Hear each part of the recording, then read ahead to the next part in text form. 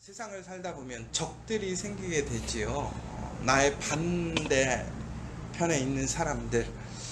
그런데 이제 우리가 그 사람들을 어떻게 해야 하는가에 대해서 고민이 참 많은 것 같아요. 그래서 우리는 영화나 이런 걸 보면 우리가 상대편을 무너뜨리는 방법이 뭐냐면 그 사람의 약점을 찾더라고요. 그 사람이 걸려서 넘어질 만한 일들. 왜 그러냐면 이제 세상 사람들 가운데 털어서 먼지 나오지 않는 사람 없다 라는 얘기가 있죠. 누구에게나 다 그런 연약함을 갖고 있는 거예요. 근데 특별히 그 사람들이 그 연약함으로 인해서 조금은 더 쉽게 또 빨리 무너뜨릴 수 있는 그런 약점들이 있는 것이죠. 그래서 영화 같은 걸 보면 이제 그런 것들을 찾아서 그 사람들을 넘어지게, 그래서 실수하게 하는 것들을 보게 됩니다. 그래서 세상 사람들은 어떤 계략을 짜거나 이럴 때 보면 그 사람의 약점을 찾아내기 위해서 그 사람의 모든 것을 잘 살피는 것들을 좀 보게 돼요. 그런데 우리가 그리스도인이잖아요. 하나님을 믿는 믿음의 사람이란 말이에요. 그럼 우리는 이렇게 교회 안에 혹은 우리 공동체 안에 사람들이 왔을 때에 우리들은 사람들을 좀 잘 살펴야 될까요? 살피지 말아야 될까요? 특별히 오늘 말씀을 보면요, 조금 더 신기한 내용의 그 말씀이 나오는데 어떤 말씀이냐면 우리가 오늘 다시 한번 서로 비판하지 말라라고 나와 있어요. 비판하지 말라. 그러면 비판하지 않기 위해서는 우리가 오해하지 말아야 될 것이 뭐냐면, 그럼 그 사람을 생각하고 그 사람에 대해서 잘 알지 말라 이런 얘기는 아니란 말이에요. 근데 우리가 비판하게 되는 것은 그 사람에 대해서 무엇인가 알게 되므로 우리가 그것에 대해서 비판하는 것이 시작되는 것이죠. 그런데 우리 그리스도인들이 교회에 누군가가 왔을 때 그 사람에 대해서 관심을 적게 갖는 것, 그게 좋을까요? 아니면 관심을 많이 가져서 그 사람에 대해서 알기를 원하는 것이 좋을까요? 예전에는 교회에 이런 얘기가 있었잖아요. 우리 교회에 다니는 식구들의 그러한 가족의 이야기들부터 시작해서 그 가정의 모든 거 오죽했으면 숫자가 몇 개인가냐 이런 것까지도 알 정도로 우리 그리스도인들은 그렇게 서로가 되게 친밀하고 서로를 잘 알고 있다라고 얘기를 했어요. 그런데 요즘에는 그렇게 친밀한 관계가 꼭 좋은 것만은 아니다라고 얘기를 하거든요. 왜 그러냐? 그 친밀함을 통해서 서로가 실수하는 일들이 생기는 거예요. 내가 나의 아픔 이런 것들이 자꾸 드러나게 되고 이야기되어지고, 또 그런 것 때문에 사람들이 시험받게 되는 모습들을 좀 보게 되는 것이죠. 그래서 우리가 교회에 나오는 사람들에 대해서 얼마나 관심을 가져야 되고 얼마나 알아야 되는가라는 부분들에 대해서는 솔직히 좀 고민하는 게 있어요. 그런데 또 반대로 우리가 이렇게 사람들에게 대해서 관심을 갖고 또 그 사람에 대해서 잘 알지 못하면 오히려 그 사람이 조금은 거리감을 느끼고, 나는 이 사람들과 섞일 수 없는가 보다 라고 또 생각하는 경우도 있고, 또 너무 많이 알면 또 그것들이 실수가 되기도 하고. 어떻게 해야 될까요? 우리가 우리 공동체 안에 사람들에게 대해서 얼마나 관심을 갖고 알아야 할까요? 저는 우리 그리스도인들이, 특별히 우리 커피아 교회 성도들이 서로가 서로에 대해서 아주 잘 알고 깊이 있게 알아야 할 것 같아요. 그런데 여기서 전제가 있어요. 왜 우리가 더 깊이 있게, 더 자세하게, 더 세밀하게 그 사람에 대해서 알아야 하는가? 단순히 우리가 어떤 호기심으로 내가 알고 싶은 것 때문에 그 사람에 대해서 알고자 하는 게 아니에요. 오히려 우리는 그 사람들에 대해서 우리가 알지 못하는 것, 또 우리가 알지 못했던 이야기들을 알게 됨으로 인해서 우리 안에 스스로 선입견과 편견이 생길 수 있어요. 그러므로 결코 그 사람들을 많이 안다라는 것이 또 그 사람에 대해서 세밀하게 깊이 있게 아는 것이 도움이 되지 않을 수도 있어요. 그래서 교회에서는 적당한 거리가 있는 것이 가장 건강한 거리라고 얘기를 해요. 맞아요. 우리가 서로에게 지켜줘야 될 것, 또한 우리가 손대지 말아야 할 것, 이야기하지 말아야 될 것들을 우리가 적당한 거리에서 그것들을 지켜줘야지만 우리가 정말 원활하게 부딪힘 없이 우리가 함께 할 수 있는 것 같아요. 그런데 왜 그리스도인들이 특별히 공동체 안에서 공동체 사람들이 서로에 대해서 아주 친밀하고 세밀하고 깊이 있게 그 사람에 대해서 알아야 될 것인가? 그 사람의 고민과 아픔이 무엇이고 또 그 사람의 소망이 무엇이고 그 사람의 지금 현재의 상황은 어떻고 이런 것들을 왜 우리는 알아야 하는가? 결국은 우리는 우선은 한 몸이기 때문에 그래요. 여러분, 우리가 정말 우리의 가족끼리는 우리는 그 모든 것들을 공유하게 되지요. 왜 그러냐면 우리가 이것이 부끄러움이라기보다는 이것들을 통해서 우리가 함께 나눔으로 함께 돕고 함께 힘이 되어주기 때문에 우리는 나누는 거예요. 그래서 우리가 교회 안에 오면 사람들이 자기의 속마음을, 자기의 그 아픔을 내어놓는데 그것이 사람들에게 이야기가 되거나 혹은 그것이 생각지 못했던 반응들이 나오므로 상처를 받는 모습들을 보게 되잖아요. 그런데 우리가 그럼에도 불구하고 왜 그 사람들에 대해서 더 깊이 알고 많은 것을 알아야 되는가? 결국에는 우리의 목적은 그 사람을 넘어뜨리는 것이 아니라 우리가 그 사람들을 판단하거나 비판하기 위해서 그 사람들을 아는 것이 아니라는 것이죠. 그런데 오늘 되게 이 13절에 이 단어가 참 재밌어요. 왜 그러냐면 이 단어가 이제 히브리어, 그러니까 헬라어로 보면 크리노라고 나와 있습니다. 크리노, 비판하지 말라. 비판하지 말라. 이게 13절에 보면 서로 비판하지 말고 라고 나와 있는데 이 크리노라는 단어가 다시 한번 사용되어지는데 그게 어떤 단어냐면 바로 마지막에 보면 형제 앞에 두지 아니하도록 주의하라. 이게 바로 크리노예요. 그러니까 크리노라고 되어 있는데 이 같은 단어가 다른 뜻으로 사용되어지는 것을 언어 유희를 보게 되는데 바로 크리노이지만 비판, 크리노이지만 주의하는 것, 이것이 같은 단어로 다른 의미로 사용되어졌다는 거예요.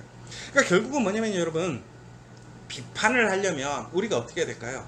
아주 상세하게 관심을 가지고 주목해서 우리가 그것을 잘 봐야 돼요. 그래야 그 사람이 어떤 것인지, 그 사람의 약점이 무엇인지, 혹은 그 사람의 그러한 사실이 무엇인지를 우리가 알 수 있는 거죠. 그러니까 우리가 무엇인가를 사실을 알려면 정말로 노력해서 철저하게 조사하고 봐야 되는 거예요. 그런데 다시 한번 주의한다라는 것, 다시 하자면 다른 사람 앞에 걸림돌이 되지 않게 하는 것, 장애물을 두지 않게 하려고 하는 것은 뭐냐면 결국은 더욱더 세심하게 그 사람이 넘어질 것이 무엇인지를 미리 알고 그것을 어떻게 하는 거예요? 치우는 거예요. 그런 일이 생기지 않게끔 하는 거예요. 그러니까 오늘 우리가 되게 중요한 것은 우리 공동체 안에서 우리가 서로에 대해서 더욱더 깊이 있게 알고 관심을 갖고 그 사람을 이해하고 그 사람의 그러한 세밀한 것까지 우리가 이해해야 하는 이유는 뭐냐면 그것을 단순히 우리의 지식적인 호기심을 채우는 것이 아니라 바로 그 사람이 넘어지지 않게, 그러니까 목적이 넘어뜨리고 그 사람을 방황케 하고 그 사람이 상처받게 하고 그 사람을 이용하고 그 사람을 우리가 좌지우지하려는 것이 아니라 바로 그 사람이 다시 견고하게 설 수 있도록 그 사람이 걸어가면서 흔들리고 넘어지지 않도록 그 앞에 생기는 장애물들을 미리 치워주기 위해서 우리는 그 사람에 대해서, 우리의 공동체의 그 한 사람 한 사람들에 대해서 우리는 어떻게 해야 되느냐, 더욱더 깊이 있게 알고 관심을 가져야 한다는 거예요. 여러분, 여기서 중요한 것은 우리가 그 모든 관심과 이러한 모든 마음을 그 사람에게 쏟는다라고 하는 것은 결국은 그 사람을 사랑하는 거예요. 그런데 여러분, 여기서 우리가 사랑해서 그 사람이 넘어지지 않게 하기 때문에 우리는 그 사람의 그러한 약점이나 넘어짐을 오픈한다든가 혹은 그 사람들이 그것으로 인하여 상처받게 하는 것이 아니라 오히려 우리가 그 사실을 알지만 그 사람을 배려하고 그 사람을 위하여 준비해서 오히려 그 사람에게 더 감동과 편안함과 회복을 줄 수 있는 바로 그러한 사람들이 되어야 한다라는 거예요. 오늘 바울은 로마서 14장에서 결국은 우리의 믿음과 이러한 음식들을 통해서 우리가 결국에는 서로에게 비판을 가하거나 서로에게 상처가 되지 않도록 하지 말고 오히려 그 사람의 연약함, 그 넘어짐을 미리 알고 있다면 그것을 통해서 그 사람이 넘어지지 않도록 우리가 더욱더 힘써서 덕을, 화평을 세우는 사람이 되어라 라고 얘기를 하고 있어요.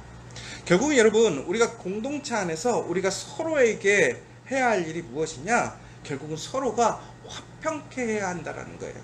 여러분, 화평하게 한다는 것은 결국은 뭘까요? 평화, 그러니까 안전함을 주는 것, 그 이상의 의미가 있어요. 화평이라는 것은 결국은 뭐냐면, 평화라는 것은, 안전함이라는 것은 어떻게 나오는 것이냐? 내 것을 나누어 줄 때 평화가 나오는 거예요.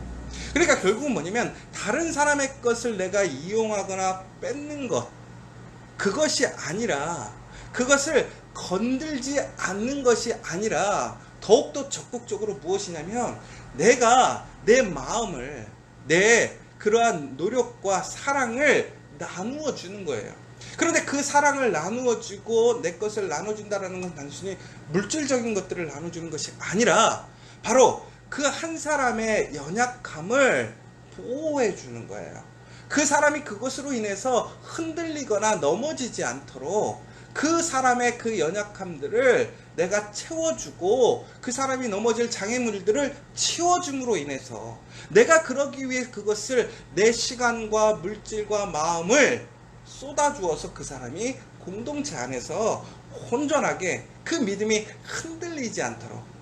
그래서 중요한 것은 우리가 어떤 먹는 것으로 인하여 우리의 믿음이 흔들려서도 되지 않을 것이고, 또 우리가 살아가는 어떤 삶의 우리의 선호도, 문화로 인해서 우리가 흔들려서도 될 것이 아니라는 거예요.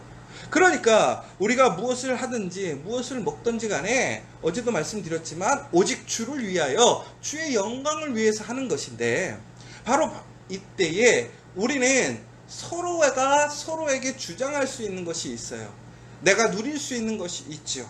그럼에도 불구하고 우리가 해야 할 일은 바로 다른 이 연약한 사람을 위해서 내가 누릴 수 있지만, 그럼에도 내 믿음 안에선 이 모든 것들이 가하지만, 그럼에도 그 사람이 연약하고 넘어진다고 한다면 그것을 내가 포기하고 내가 헌신해서 화평케 하는 거예요. 그리고 전국에는 그것을 통해서 덕을 세운다라는 것이죠. 덕을 세운다라는 것은 결국은 뭐냐? 바로 그 사람을 세워주는 거예요. 여러분, 그러니까 우리가 공동체 안에서 아름다운 공동체 하나가 되기 위해서 어떻게 해야 되느냐? 이처럼 그 사람에 대해서 관심을 가지고 철저히 깊이 있게 그 사람을 알고 그 사람의 안 그 사실을 통해서 그 사람을 비판하거나 정죄하거나 넘어지게 하는 것, 시험 들게 하는 것이 아니라 오히려 그 사람이 넘어지지 않도록 내가 힘쓰고 도움으로 그가 온전하게 세워질 수 있도록 해야 한다는 거예요. 여러분, 그런데 우리가 참 신기한 게 이렇게 서로가 서로에 대해서 잘 알게 되었을 때 서로를 배려하고 또 서로를 섬겨줄 때는 참 아름다운 모습이 되는 것 같아요. 그런데 여러분, 우리가 부부간의 관계를 좀 보면 우리가 부부간의 참 관계가 제일 좋잖아요.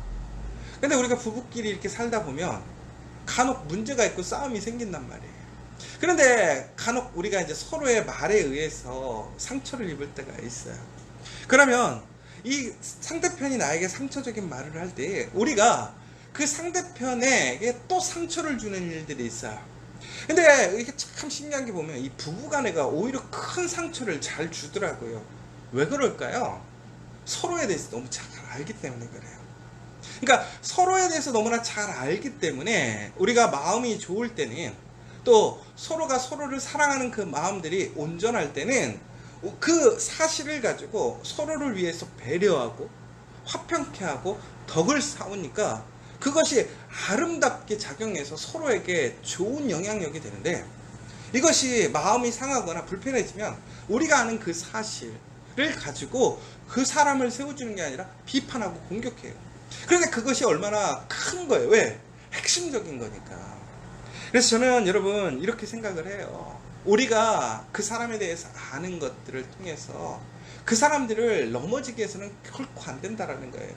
그 사람이 설사 나를 힘들게 하고 어렵게 하고 나를 넘어지게 하고 나를 비판한다 할지라도 우리가 해야 할 것은 무엇이냐? 그 앞에서 같이 비판하고 그 사람이 넘어지게 하는 것이 아니라 우리는 철저히 그럼에도 불구하고 그 사람에게 더욱더 온전한 모습으로 그 사람을 세워주고 화평케 하는 모습을 해야 한다는 거예요. 왜 그러느냐? 오늘 말씀을 보면 다시 한번 이렇게 나와 있어요. 우리가 존국에는 비판하고 그 사람을 넘어지게 하는 사람들은 하나님 앞에 나아가서 우리가 동일하게 그렇게 비판받고 판단받을 수밖에 없다라는 거예요. 여러분, 우리 커피아 교회에서 저는 우리 모든 성도들이 정말로 서로가 서로에 대해서 잘 알기를 원해요. 그러나 그것들을 우리가 서로가 서로에게 대해서 그 이야기를 퍼뜨리거나 또 그 사람을 어렵게 하거나 그 사람을 좀 뒤에서 이야기하는 그런 내용이 아니라 철저히 정말 겸손하게 비밀스럽게 그 사람의 그러한 아픔을 덮어주고 더 나아가서는 그 사람의 힘든 것들을 미리미리 제거해 줄 수 있는, 그렇다면 그것이 정말 온전하게 하나님 안에서 하나가 될 수 있는 모습이 될 수 있는 것이지요. 바로 이것이 온전하게 하나 되는 공동체, 믿음의 사람들이에요. 바울은 초대교회에 결국엔 이렇게 유대인과 헬라인들 사이에 예수 그리스도로 인하여서 다시 하나님의 거룩한 백성이 되었음에도 불구하고 그러한 내적으로 또한 이러한 문제들로 인하여 갈등과 문제가 생기는 것들을 계속 목격하게 되었어요. 여러분, 참 교회가 좋은 곳이에요. 그런데 교회에 오면 상처받는 사람들이 많아요. 또 교회 안에서 실망하는 사람들이 많아요. 여러분, 우리가 하나님 안에서 예수 그리스도께 받은 그 은혜를 기억하십시오. 예수님께서 우리를 아심으로 우리의 삶, 우리의 인생을 위하여 철저히 배려하시고 우리의 그 문제를 제거하시고 우리가 온전히 세워줄 수 있도록 세워주시는 그 사랑, 그 은혜를 기억하시면서 오늘 우리의 삶 속에서 정말 내가 누군가를 넘어뜨리고 장애물이 되는 것이 아니라 정말로 하나님의 그 은혜 안에서 다른 사람이 넘어지는 것이 아니라 세워지고 그 아픔이 드러나서 슬프고 상처받는 것이 아니라 오히려 그 상처가 그 사랑으로, 그 마음으로 덮어져서 정말로 그 사람이 다시 온전하게 회복되어질 수 있는 그 공동체, 바로 우리 커피아 교회가 되기를 간절히 소망합니다.